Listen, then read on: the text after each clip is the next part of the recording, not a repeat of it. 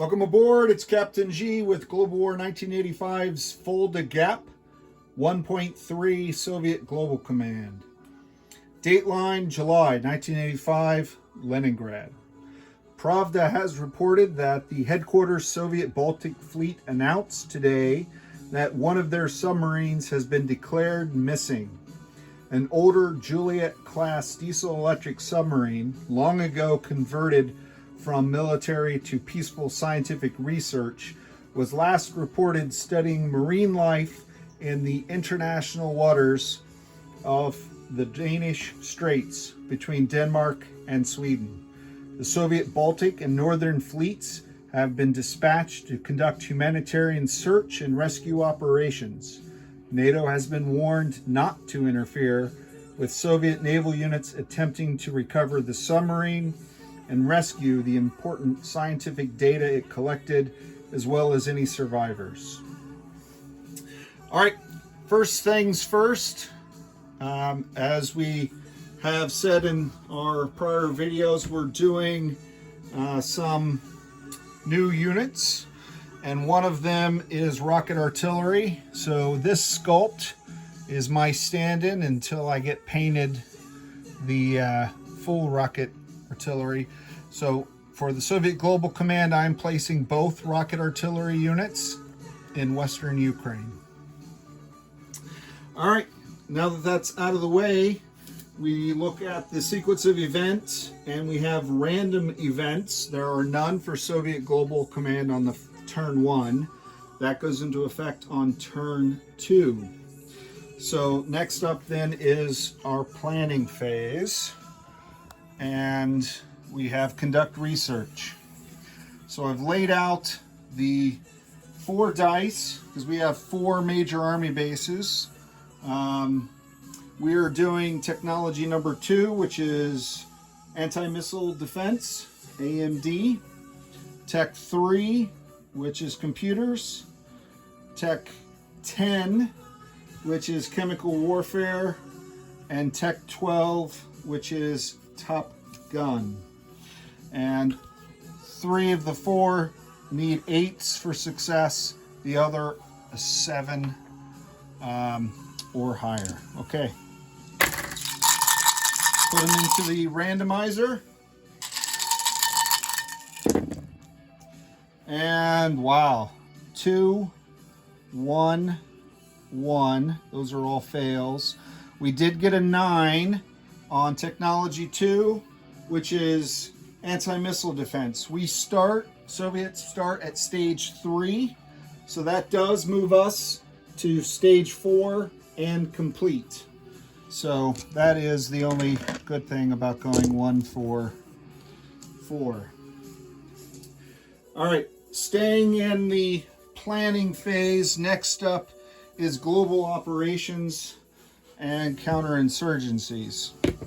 So the Soviets have 2 pesky capitalist-funded insurgencies against the will of the peoples of those republics. In Afghanistan, we have these US-backed mujahideen. So we will be conducting counterinsurgencies there, and I'll be using the red dice to represent Afghanistan.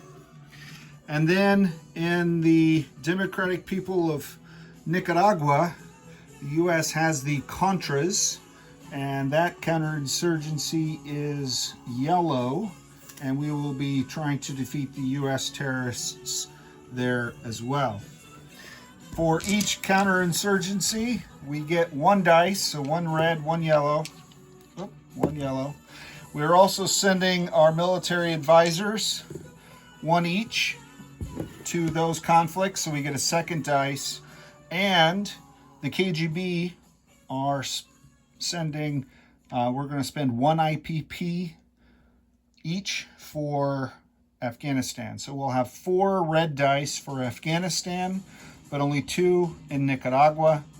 And I need any of these to be 10 or more for success. So I need a 10 or more on the yellow and a 10 or more on one of the red. Put them into the randomizer.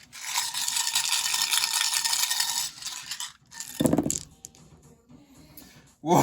Oh, oh, if you watched that as it rolled, I wasn't so sure about that one. So we did get a 2 in Nicaragua, and we did get a 10 in Nicaragua, and we got a 10 in Afghanistan.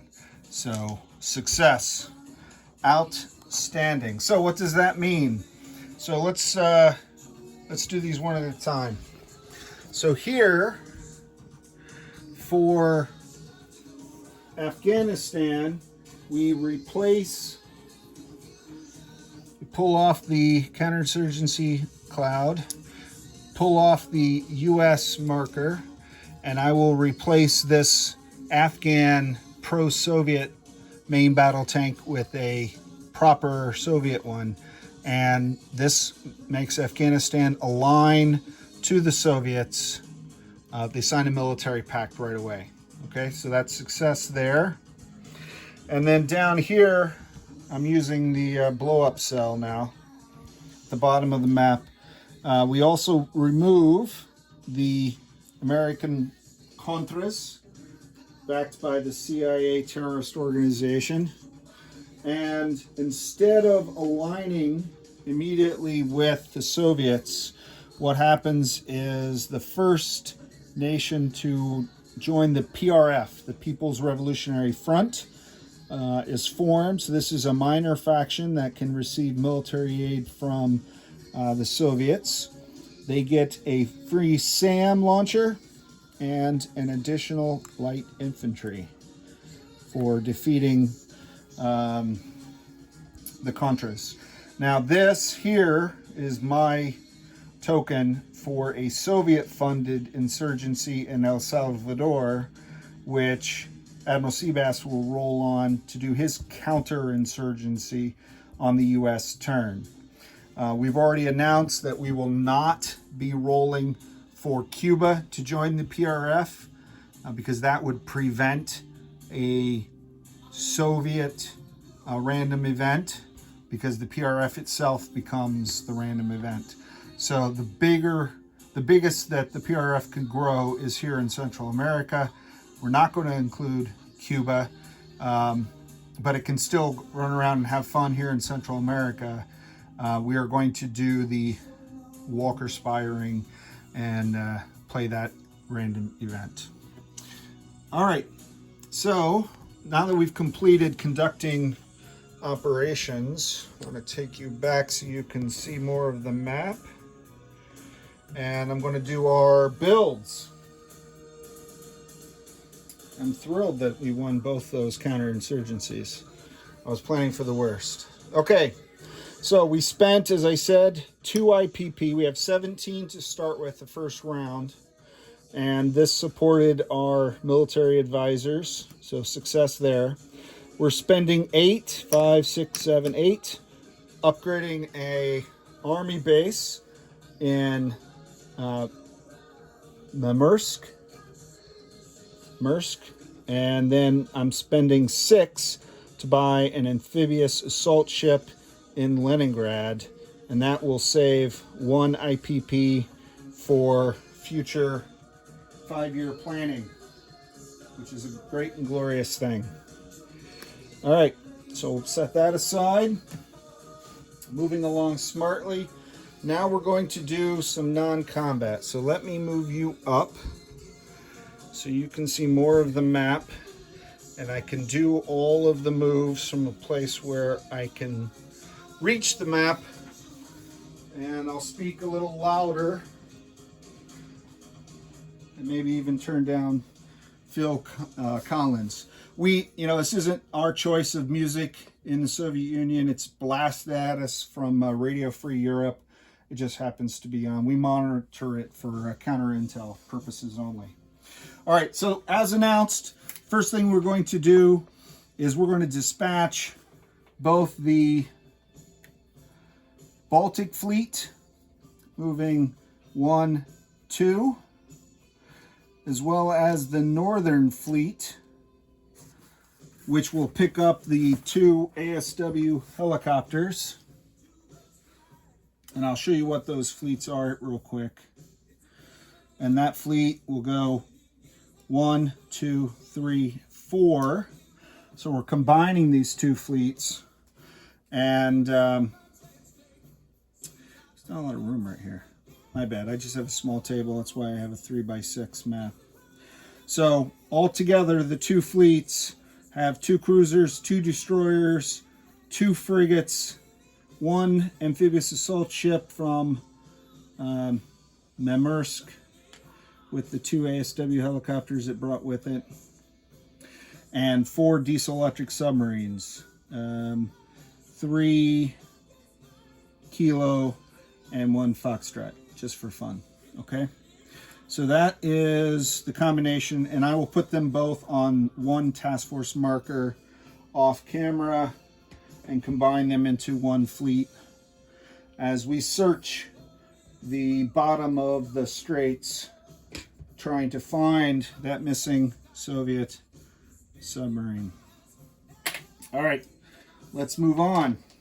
To reinforce the search, in case it takes a while, we are going to take this ASW helicopter and N1, land it in Murmansk. I don't know why I was having trouble with Murmansk.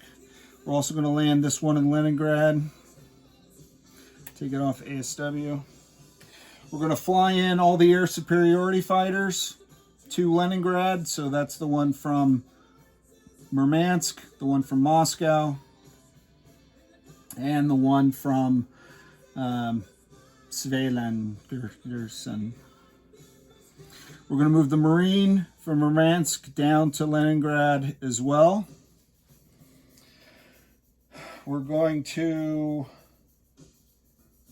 move the Airborne from Western Ukraine to the Baltic states. We're going to move this SPOG, self-propelled anti-air gun, to Leningrad. We are going to, from the Med fleet, which hopefully you can see, let me just double check that I did a good job in showing you the Med. Oh yeah, you can see everything. You can probably see me. All right. So from the Med fleet, we're sending both the fighter, flying 1, 2, 3, 4 up to Leningrad, and I'll do a task force marker for Leningrad. It's getting crowded. And the attack bomber off the heavy aircraft cruiser up to Leningrad. From, I knocked over my space launch facility. From Volgograd, we're going to send a fighter to the Baltic states. From Western Ukraine, we're going to send a fighter to the Baltic states. From Western Ukraine, we're going to send an attack helicopter to the Baltic states. We have now in the Atlantic, I'll come back to that. I don't want to have to move you multiple times. All right. From all the way over here in Turkmenistan, I have 2 mechs and a self-propelled anti-air gun, or SPAG. They're going to move 1, 2 into Volgograd. 1, 2. The attack helicopter and the air cav in Afghanistan, now that they've succeeded, they're going to use the airbase to boost their movement to 3 and move 1, 2, 3, also to Volgograd. And then this main battle tank in Afghanistan is going to move 1, 2 to Western Kazakh. And again, I'll swap that out off camera. These 4 mechs and the SPAG are going to move 1, 2 to Eastern Ukraine. This is a very important submarine. We're going to move everyone up here as quickly as possible. And then, because they're a totally unrelated training exercise, we're going to send our next-gen MBT, our artillery, our SAM, and our 2 rocket artillery, 1, 2, into Bulgaria to participate in previously scheduled and totally unrelated defensive military exercises. They're down here in the Ukraine. Okay, so the last bit of movements you're not angled to see, so let me reposition you. Whoop, sorry. All right, this diesel electric in A34, which won't be on your starting charts for those of you who pre-ordered the game, downloaded everything. It was added as part of the ASW event that we're doing. So you won't have this ASW helicopter either. So this submarine, using the minor shipyard to allow it to move 4, is going to move 1, 2, 3, 4 into international waters in M2 and trail behind like a fishing trawler the US 6th Fleet. In the Atlantic, there's a Victor 3 nuclear attack submarine and I believe this is an Echo, I forgot. Yeah, an Echo nuclear attack submarine. They're both moving to A35. 1, 2, 3, okay? And that, well, quite a lot of parking cars, that is everything for Soviet Global Turn 1. So let me put you back up into a superior position of observation as we pull back out our purchases to place units. So nothing to place with these guys. We will place the Army base upgrade in Murmansk and the amphibious assault ship there in, there you go, in Leningrad. So that goes up here in Murmansk, at the edge of my reach, and this goes in Leningrad, where hopefully it can be used as a recovery vehicle for the survivors of the missing submarine. All right, last but certainly not least, well, actually 2 more things to do. So let's come back here. So since PRF is a minor faction that is in play, they get a recruitment role. And recruitment roles, you get 1 die, and you're looking for a number equal or less than the number of territories that they control. And right now that's 1. 10. Nope. That does not come into play. So collect income, get that out of the way and bring over the collect income. So we get, our base income is 37, although we start with 17 cash on hand. So 3 Red Octobers, 10, 20, 30, 35, 36, 37, and the 1 we saved from this turn gives us 38 cash on hand for next turn. I know there's a lot going on right now. Next up will be Admiral Seabass and the U.S. Global Command on turn 1.4. And as I was saying, there's Global War 39 games going on with Triple Crown, Hunt Like David. There's a ton of Global War 36 games going on.